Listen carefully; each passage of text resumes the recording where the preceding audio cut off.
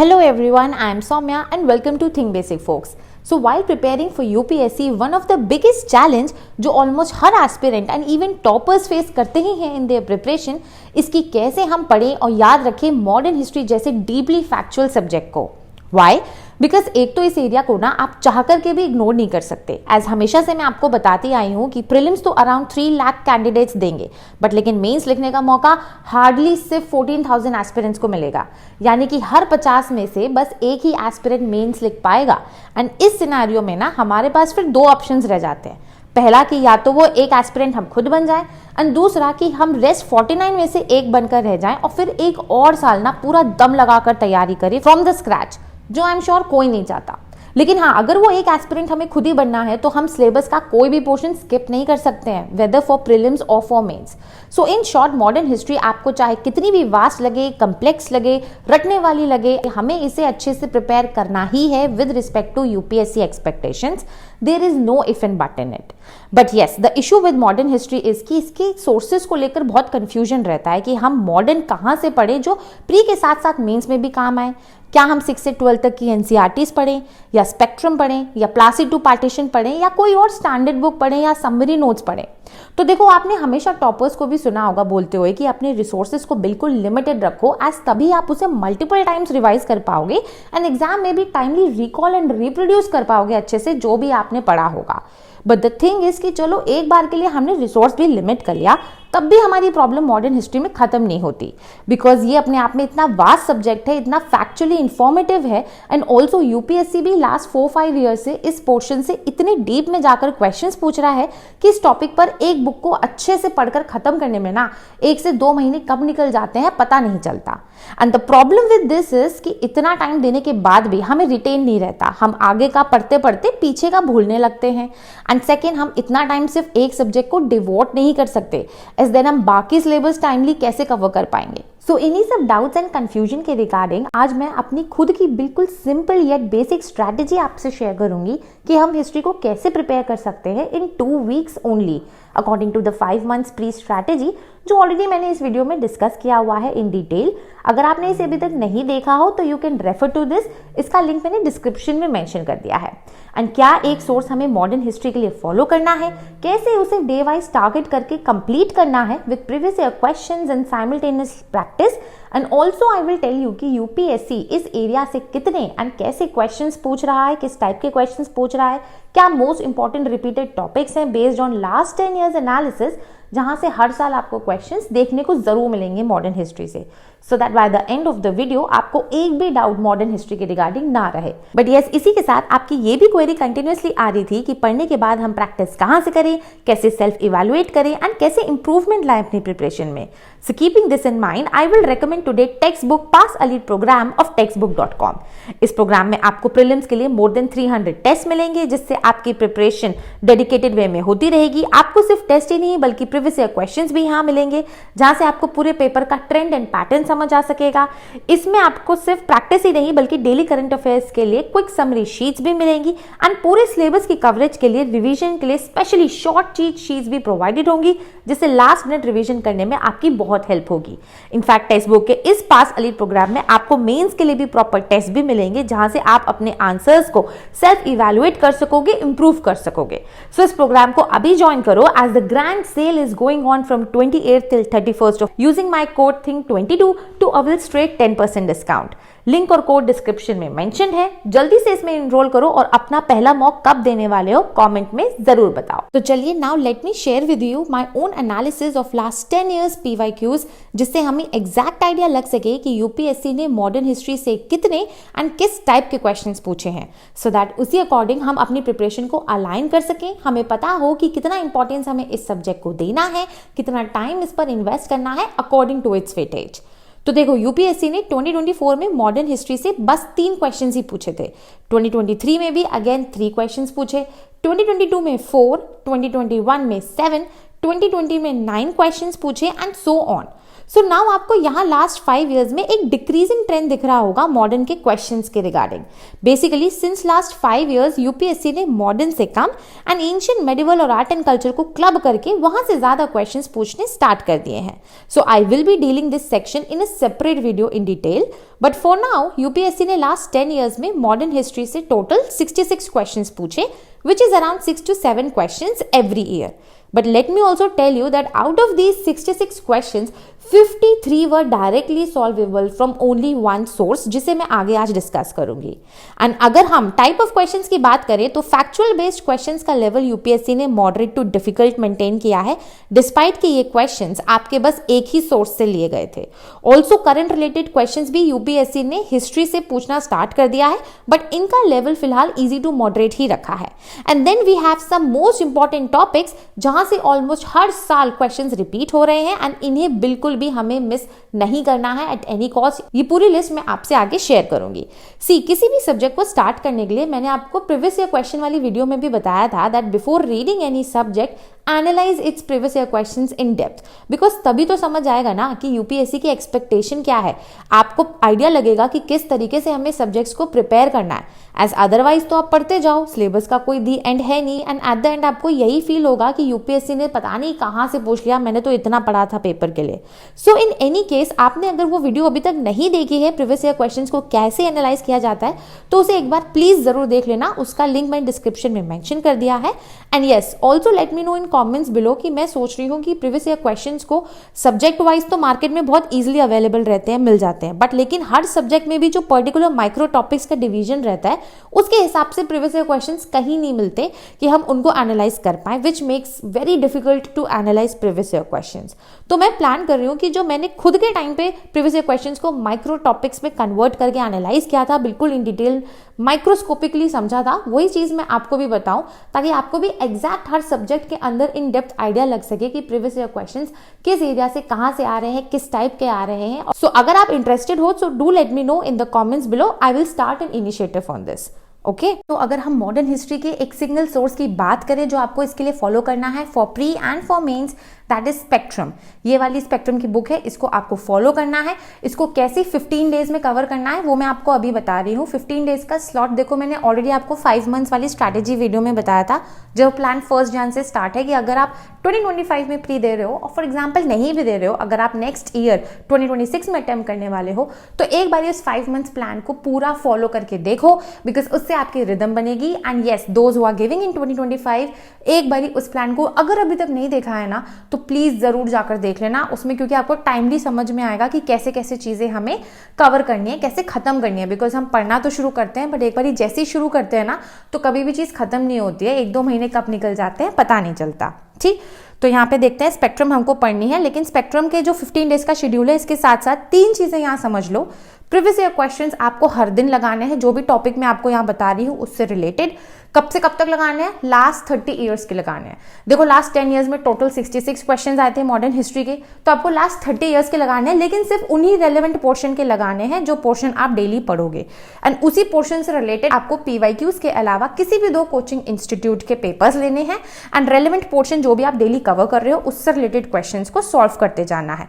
साथ के साथ आपको क्या करना है, हर चैप्टर के खत्म होने पे ये गलती बिल्कुल हिस्ट्री में मत करना कि सीधे जंप कर गए हम आगे वाले चैप्टर पे, बिकॉज पीछे का ना भूलते चले जाओगे।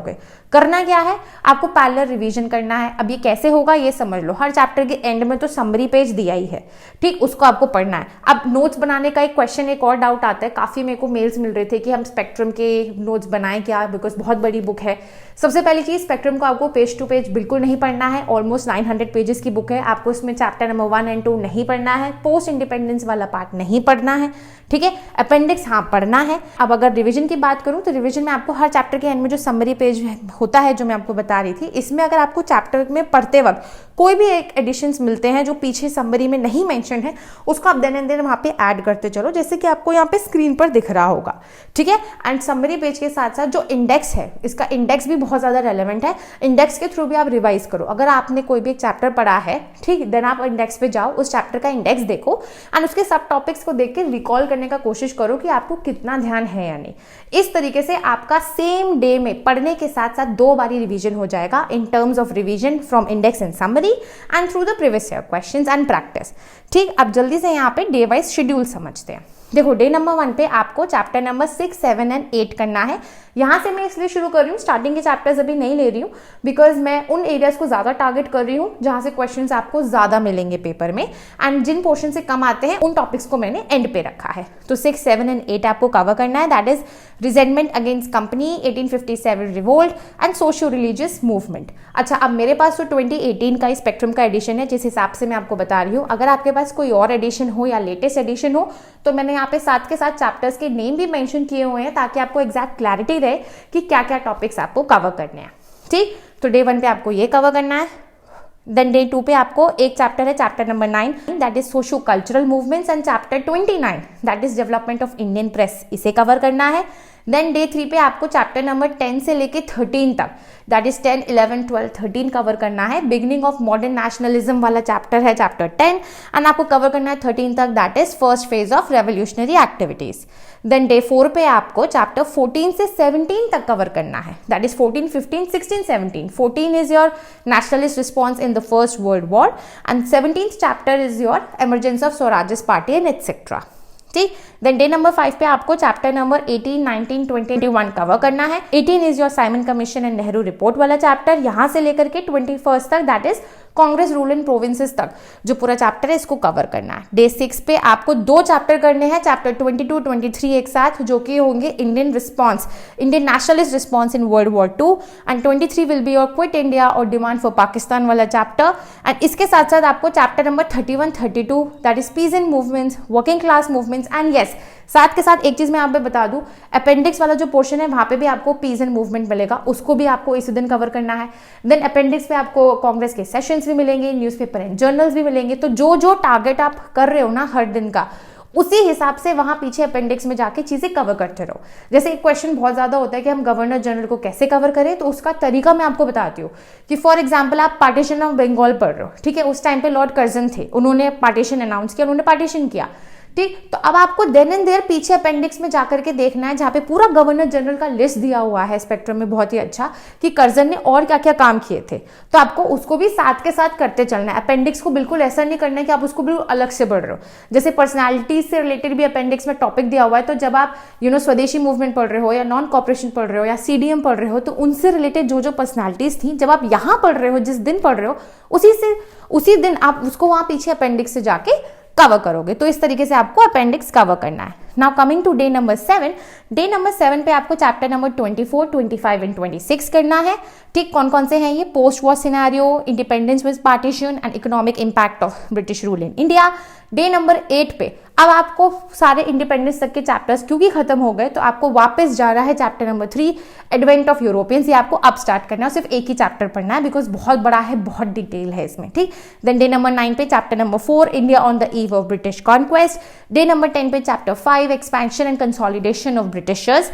डे नंबर 11 पे आपको करना है चैप्टर नंबर 26, जितने भी आपके एक्ट्स हैं ना, रेगुलेटिंग एक्ट्स हैं, या 1909, 1919, 1935 या कॉन्स्टिट्यूशनल, एडमिनिस्ट्रेटिव एंड जुडिशियल जो भी पॉलिसीज आई हैं, एक्ट्स आए हैं, उसको आप डे नंबर 11 पे पढ़ोगे, जब आप पूरा का पूरा आपको मॉडर्न हिस्ट्री कवर हो जाएगा। एंड इसके साथ साथ आपको जो पॉलिटी की लक्ष्मीकांत है, उसका चैप्टर नंबर 1 भी करना जरूरी है, यही करना, बिकॉज अगर आप एक दिन में इसको अच्छे से कवर कर लोगे, आपको एग्जाम में कम से कम 1 से 2 क्वेश्चन तो 100% यहाँ से मिलेगा, और वो ईजिली सॉल्व होगा। अलग अलग पढ़ोगे तो बहुत कंफ्यूजन हो जाएगी कि मैंने हिस्ट्री में क्या पढ़ा था और मैंने पॉलिटी में क्या पढ़ा था, तो इसको क्लब करके पढ़ना। देन डे नंबर 12 पे आपको चैप्टर नंबर 27 करना है, survey of British policies, because अभी आपको बहुत क्लैरिटी से समझ में आएगा आपका, क्योंकि पूरा मॉडर्न हो चुका होगा। And chapter number 30, development of education cover करना है। ये जो 3 दिन है लास्ट के 13, 14, 15, ये मैंने छोड़े हुए हैं कि जिनका अगर टाइमली कवर हो जाता है तो पोस्ट इंडिपेंडेंस पढ़ सकते हैं यहाँ से फॉर मेंस, या फिर किसी का बैकलॉग है वो उसको कवर कर सकते हैं, या फिर रिवाइज आप कर सकते हो एक बारी जल्दी से पूरे टॉपिक का। तरीके से आपको स्पेक्ट्रम की बुक है उसको कवर करना है। This is the way. जैसे मैंने आपको लक्ष्मीकांत का भी तरीका बताया था पढ़ने का कि उसको कैसे पढ़ना है, अगर नहीं देखा है तो एक बारी जाके देख लेना, बिकॉज ये बुक्स बहुत लेंथी है, लेकिन इनको पढ़ने का एक लॉजिकल वे, एक लॉजिकल अप्रोच रहता है जिससे आपको समझ में आ सके। एंड हाँ, एक और चीज, चैप्टर पढ़ते टाइम जो भी पर्सनालिटीज का नाम आ रहा है, किसी भी बुक से एसोसिएटेड है, उन्होंने एडिट की है कोई बुक या वो ऑथर है किसी बुक के, तो उनको इस तरीके से आप एक जगह लिख सकते हो। जितनी भी कॉन्स्पिरेसी केसेस हैं, जैसे कि अलीपुर है, कानपुर है, मेरठ है, इनको भी आप एक जगह लिख सकते हो। एंड जितनी भी मूवमेंट्स हैं, उनके स्टार्टिंग डेट और एंडिंग डेट क्या थे, उनमें लीडर्स कौन कौन से एसोसिएटेड थे, चाहे वो ब्रिटिशर्स की साइड से भी हो टू सप्रेस द मूवमेंट, वो आपको एक जगह साइड बाय साइड लिख लेने हैं। ये छोटे छोटे नोट्स आपको प्रिपेयर करने हैं, आपको हर चैप्टर के इन डेप्थ नोट्स बिल्कुल भी प्रिपेयर नहीं करने हैं, ठीक है। सो नाउ लेट्स डिस्कस कि कौन से मोस्ट इंपॉर्टेंट टॉपिक्स हैं जहां से यूपीएससी हर साल क्वेश्चन रिपीट कर करके डायरेक्टली या इनडायरेक्टली जरूर पूछता है एग्जाम में। ये सारे टॉपिक्स बहुत इंपॉर्टेंट है, तो जो भी मैंने आपको 15 डेज का डे वाइज अभी स्केड्यूल पूरा एक्सप्लेन किया है, ये टॉपिक्स जब आप वहां पे गो थ्रू करोगे ना, तो प्रॉपर एम्फेसाइज फोकस करके पढ़ना इन एरियाज को। सबसे पहले है पर्सनालिटीज, ठीक है। अब पर्सनालिटीज टाइप की कोई भी पर्सनालिटी हो, रानडे हो, तिलक हो, दादा भाई नारोजी हो, अगर कोई भी पर्सनालिटी किसी बुक से रिलेटेड है, किसी ने कोई बुक एडिट की है, कोई ऑथर की है, या फिर किसी भी तरीके से वो किसी ऑर्गेनाइजेशन या पार्टी या किसी इवेंट से एसोसिएटेड है, उन्होंने किसी रिवोल्ट में पार्टिसिपेट किया है या कोई फाउंड की है पार्टी, ठीक है, या वो उसके लीडर रहे हैं, सेक्रेटरी रहे हैं, प्रेसिडेंट रहे हैं, तो ये वाले एरियाज बहुत ज्यादा इंपॉर्टेंट है। बिकॉज यहां से आप देख सकते हो लास्ट 10 ईयर्स में मोर देन 20 क्वेश्चंस तो अकेले इसी एरिया से पूछे जा चुके हैं। तो आपको ऑन एन एवरेज आप ये बोल सकते हो कि हर साल आपको 2 क्वेश्चन मिलेंगे सीधे सीधे जो पर्सनालिटी बेस्ड होंगे। Second most important topic is the constitutional acts, जो भी आपके रेगुलेटिंग एक्ट्स थे, गवर्नमेंट ऑफ इंडिया एक्ट्स थे, जो मैंने आपको अभी ऊपर बताया था कि आपको लक्ष्मीकांत के फर्स्ट चैप्टर के साथ में पढ़ना है वो वाला चैप्टर। सिर्फ उन 2 चैप्टर से more than 15 questions already UPSC पूछ चुका है लास्ट 10 ईयर्स में, तो आपको उस चैप्टर को बहुत ध्यान से फोकस करके पढ़ना है। देन लास्ट 5 ईयर्स में थोड़ा सा ट्रेंड यूपीएससी ने चेंज किया है, उन्होंने जो एडवेंट ऑफ यूरोपियंस वाला पार्ट है, दैट इज चैप्टर 3, 4, 5 जो मैंने लास्ट में रखा है, वहां से वो हर साल उन तीनों चैप्टर को मिला करके ना एक क्वेश्चन हर साल जरूर दे रहे हैं सिंस 2020, तो आपको उसे प्रिपेयर करना है। एंड आफ्टर 1940 वाला जो टाइम है, अगस्त ऑफर के बाद, जो भी ट्रांसफर ऑफ पावर के लिए क्या क्या स्टेप्स लिए गए, किस तरीके से लिए गए, वहां से भी आपको क्वेश्चन देखने को मिलेगा पेपर में। इसके साथ साथ कोई भी रिवोल्ट या अपराइजिंग है, पीजेंट हो, ट्राइबल हो, वर्किंग क्लास मूवमेंट है या सोशियो रिलीजियस मूवमेंट है, ये बहुत बहुत बहुत ज्यादा एक्सट्रीमली इंपॉर्टेंट है। यहां से आपको डायरेक्ट क्वेश्चन एग्जाम में देखने को मिलेगा, ठीक। Governor general is again an very important topic, इसको कैसे प्रिपेयर करना है गवर्नर जनरल, ये मैं आपको ऑलरेडी बता चुकी हूं। आप यहाँ पे एक बार दोबारा से शॉर्ट में समझ लो कि फॉर एग्जाम्पल आप एडवेंट ऑफ यूरोपियंस वाले पार्ट में लॉर्ड कॉर्नवालिस के बारे में आप उनका लैंड रेवेन्यू सेटलमेंट पढ़ रहे हो, समझ रहे हो कि उनके क्या क्या पॉलिसीज थे, वो क्या लेकर के आए परमानेंट सेटलमेंट ऑफ बंगाल करके, तभी देन एंड देयर आपको लॉर्ड कॉर्नवालिस के बारे में जाकर के इन डिटेल भी पढ़ लेना है पीछे अपेंडिक्स से कि इन्होंने और क्या क्या काम किए हैं। कहीं इन्होंने कुछ पुलिस रिफॉर्म्स में तो इनका कोई कंट्रीब्यूशन नहीं है, जुडिशियल रिफॉर्म्स में तो नहीं है, इस तरीके से आपको पता होना चाहिए। बिकॉज एग्जाम में क्वेश्चन कई बार आपको घुमा के दिया होता है वो एक ही सोर्स से, लेकिन क्या है ना, एक ही सोर्स में हर एक पर्सनालिटी हो, चाहे वो गवर्नर जनरल हो या कोई और लीडर हो, स्कैटर्ड अलग अलग जगह पे उनका एक इंपॉर्टेंस बताया हुआ है, तो हमें कई बार ध्यान नहीं रहता, स्किप हो जाता है, और फिर हम एग्जाम में सोचते हैं कि यूपीएससी ने तो बहुत टफ क्वेश्चन पूछ लिया। ऐसा नहीं है, थोड़ा सा रिलेट करके चलो। सिमिलरली अगर आप पर्सनालिटीज पढ़ रहे हो, जैसे कि मैंने आपको बताया कि रानडे के बारे में जब आप पढ़ोगे तो अलग अलग चैप्टर्स में इनका नाम आएगा, ठीक है, तिलक का अलग अलग जगह नाम आएगा, तो आप एक हेडिंग डाल करके उनके नीचे जहां जहां पे उनका नाम रिपीट हो रहा है ना, जिस चीज के लिए रिपीट हो रहा है, बस वो पॉइंट्स एक बुलेट पॉइंट्स में बना करके रख सकते हो as your notes, that's it. आपको पूरे मॉडर्न के बनाने की जरूरत नहीं है। And last most important topic is the Gandhian phase, absolutely there is no doubt about it, ये तो मुझे बताने की जरूरत नहीं है। तो ये सारे आपके मोस्ट इंपॉर्टेंट टॉपिक्स कवर हो गए। आपको कैसे स्पेक्ट्रम पढ़नी है ये भी मैंने आपको बता दिया, क्या ट्रेंड है मॉडर्न हिस्ट्री का, कैसे क्वेश्चंस आ रहे हैं ये भी हमने डिस्कस कर लिया। फिर भी अगर आपके कोई डाउट हो तो you can do let me know in the comments below. बहुत जल्द मिलूंगी मैं आपसे नेक्स्ट वीडियो में।